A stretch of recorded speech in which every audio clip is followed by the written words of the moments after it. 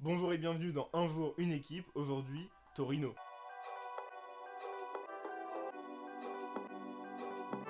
Donc les Turinois qui voient arriver sur leur banc Marco Baroni cette saison, qui était sans club depuis son limogeage de la Lazio, mais qui fait face au départ de deux joueurs très importants de l'effectif en la personne de Ricci et Milinkovic-Savic, mais qui a pu voir arriver cet été lors du Mercato plusieurs joueurs, dont des joueurs assez talentueux, donc Mercato malgré les grands départs, assez intéressant du côté du Torino. Donc Marco Baroni, depuis qu'il a entraîné la Lazio, il adopte un jeu assez vertical, beaucoup sur les ailes quand même, et en défense, il veut empêcher le ballon de passer entre les lignes, de passer par le centre du terrain, mais par contre, dès que le ballon passe, le pressing est tout de suite mis en place. Mais donc globalement, que ça soit offensivement ou défensivement, il a une tactique assez similaire à Fabio Grosso dont on parlait hier.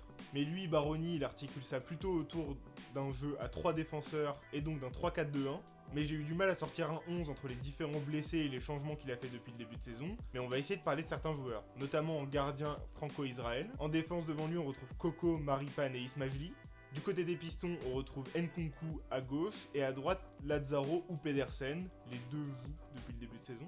Au milieu, on retrouve deux joueurs de talent, Aslani qui arrive en prêt avec option d'achat depuis l'Inter, mais surtout Casadei. Casadei qui est le deuxième joueur italien jeune après Ricci du milieu de terrain du Torino, déjà observé par Gattuso pour faire partie de l'équipe A de l'Italie. Et devant, on retrouve souvent Ngonge à droite, Vlasic à gauche et Simeone devant. Et donc cette année, je pense que le Torino, ils ont pas tellement d'objectifs, ils vont largement réussir à se maintenir, ils visent à aller plutôt le milieu de tableau.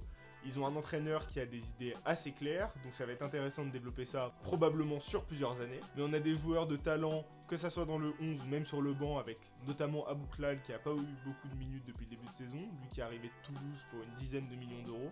Et donc le Torino peut construire un projet un peu plus long terme avec des joueurs de talent dans tous les secteurs de jeu.